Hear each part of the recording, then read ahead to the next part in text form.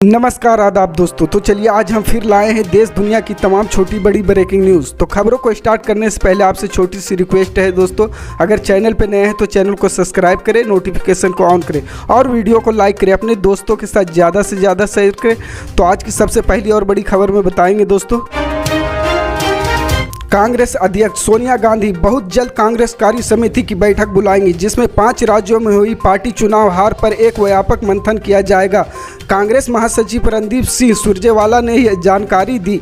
Party नेता सुरजेवाला ने पत्रकारों को संबोधित करते हुए कहा कि मतदाताओं के विवेक और निर्णय पर कभी भी सवाल नहीं उठाया जा सकता। ऐसा हमारा मानना है कि उन्होंने कहा कि 5 राज्यों में चुनाव परिणाम कांग्रेस पार्टी की आशा के विपरीत रहे हैं। हमें उत्तराखंड, गोवा और पंजाब में बेहतर परिणामों की अपेक्षा थी, लेकिन हम ये स्वीकार करते हैं कि हम जनता का आशीर्वाद प्राप्त करने में असफल रहे हैं। कांग्रेस कार्य समिति के सदस्य सुरजेवाला ने प्रेस कॉन्फ्रेंस में कहा, पंजाब में सरदार चरणजीत सिंह चन्नी जी के रूप में हमने विनम्र, स्वच्छ और धरातल से जुड़ा हुआ नेतृत्व देने का प्रयास किया। कैप्टन अमरिंदर सिंह की 4.5 साल की सत्ता विरोधी लहर से नहीं उबर पाए।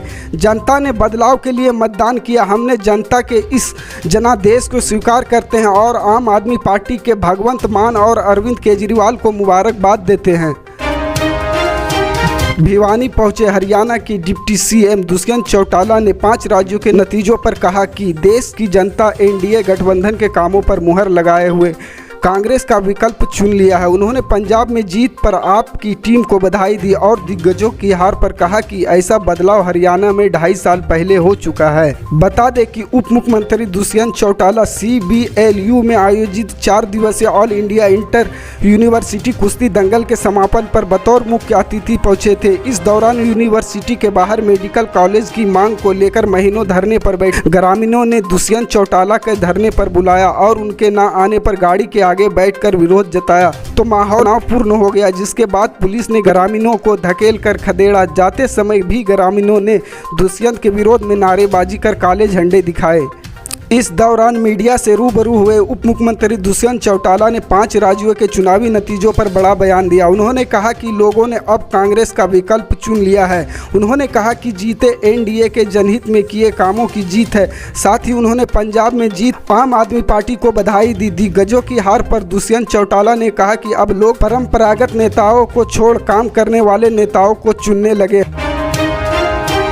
मणिपुर के मौजूदा मुख्यमंत्री नोंगथोम्बम बीरेन सिंह ने हिंगोंग विधानसभा सीट से बाजी मार ली है। चुनाव आयोग के आंकड़ों के मुताबिक बीएन बीरेन सिंह को 24,814 वोट मिले हैं। उन्होंने अपने नजदीकी प्रतिद्वंदी कांग्रेस केपी सरचंद सिंह को 18,271 वोटों के मार्जिन से हराया। उन्होंने 6,486 वोट मिले हैं। एन बीरेन सिंह के नेतृत्व में भाजपा ने मणिपुर में बड़ी जीत हासिल की। अब वो 2016 में कांग्रेस छोड़कर भाजपा में आए थे तो किसी को उम्मीद नहीं थी कि वो बीजेपी के पहले मुख्यमंत्री बनेंगे। उन्होंने अपनी राजनीति कुशलता से साबित कर दिया है कि वर्तमान में मणिपुर में उनसे चतुर राजनेता कोई नहीं है। एन बीरेन सिंह ने पूरी तैयारी के साथ राजनीति में कदम रखा। साल 2002 के विधानसभा चुनाव में डेमोक्रेटिक पीपुल पार्टी की टिकट पर हेंगोंग विधानसभा सीट से विधायक चुने गए। साल 2003 में वो कांग्रेस पार्टी में शामिल हो गए और उन्हें राज्य सरकार में मंत्री बनाया गया। साल 2007 के चुनाव में वो फिर से हेंगोंग सीट से चुने गए। इस बार उन्हें सरकार में कैबिनेट मंत्री बनाया गया। 2012 के विधानसभा चुनाव में भी एन बीरेन सिंह अपने क्षेत्र से विधायक निर्वाचित हुए।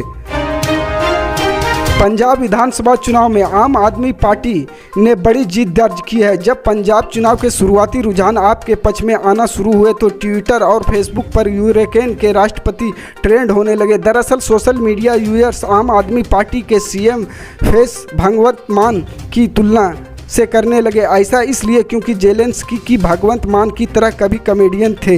जेलेंस्की यूक्रेन के मशहूर कॉमेडी शो में परफॉर्मेंस देते थे। वो 2003 तक इस शो में रहे। टेलीविजन के अलावा जेलेंस्की यूक्रेन की मशहूर कॉमेडी में परफॉर्मेंस देते थे। वो 2003 तक इस शो में रहे। टेलीविजन के अलावा जेलेंस्की ने और romantic comedy film 8 first dates और 8 न्यू डेट्स में भी काम किया था। सरधना विधानसभा सीट पर भाजपा और सपा में कांटे की मुकाबले में भाजपा के संगीत सोम हार गए हैं। सपा के अतुल प्रधान ने उनको हराया। संगीत सोम सुबह से आगे चल रहे थे, लेकिन दोपहर बाद सपा ने बढ़त बना ली, जिससे फैसला अतुल प्रधान के पक्ष में गया। यहां से कांग्रेस सैयदुद्दीन तो बसपा ने राजीव धामा को मैदान में उतारा है। संगीत सोम यूपी में भाजपा के एक फायर ब्रांड नेता हैं और विशेषकर पश्चिम यूपी में एक बड़ा चेहरा है। यह अपने बयानों को लेकर सुर्खियों में रहते हैं। गोवा सीएम प्रमोद सावंत अपनी पारंपरिक सांखली सीट से जीत गए हैं। चुनाव जीतने के बाद उन्होंने कहा कि उनकी सरकार बनने जा रही है और अगर सीट कम हुई तो कुछ निर्दलीय विधायक उनके संपर्क में हैं। उन्होंने दावा किया कि जरूरत पड़ने पर महाराष्ट्रवादी गोमांतक पार्टी भी उनके साथ आ जाएगी। उन्होंने दावा किया है कि महाराष्ट्रवादी गोमांतक पार्टी के कई नेता उनके संपर्क में हैं। उन्होंने सपोर्ट करने का वादा किया है। बता दें कि मतगणना के शुरुआती दौर में गौरव पिछड़े नजर आ रहे थे, लेकिन जैसे जैसे काउंटिंग बढ़ी वह बढ़त बढ़ाने लगे। अंत में करीब 500 वोटों से उन्हें जीत मिली है। यूपी समेत 4 राज्यों में बीजेपी की जीत पर जमशेदपुर में जश्न का दौर शुरू हो गया। झारखंड के पूर्व मुख्यमंत्री रघुवर दास के आवास पर जमकर होली खेली गई। ढोल नगाड़े के साथ बीजेपी नेताओं ने होली खेली, एक दूसरे को गुलाल लगाकर जीत की बधाई दी। इस मौके पर पूर्व मुख्यमंत्री इस बड़ी जीत के लिए देश के प्रधानमंत्री को बधाई दी। साथ ही सीएम योगी समेत उत्तर प्रदेश की जनता को बधाई देते हुए कहा कि उत्तर प्रदेश की जनता को नकारात्मक राजनीति को नकारा है।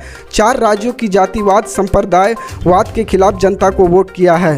रघुवर दास ने कहा कि यह सफलता विजय पर्व का शुभारंभ है। इस विजय पर्व के बाद उन राज्यों में जहां चुनाव होने वाले हैं वहां विजय यात्रा होगी और फिर प्रधानमंत्री नरेंद्र मोदी के नेतृत्व में भारतीय जनता पार्टी का झंडा बुलंद होगा। उन्होंने कहा कि उत्तर प्रदेश समेत 4 राज्यों की जीत का असर झारखंड में भी देखने को मिलेगा। 2024 के चुनाव में भारतीय जनता पार्टी की जीत होगी। पल पल की अपडेट जानने के लिए जुड़े रहे हमारे स्टार न्यूज़ के साथ। मिलते हैं अगली बड़ी खबर में, तब तक के लिए जय हिंद।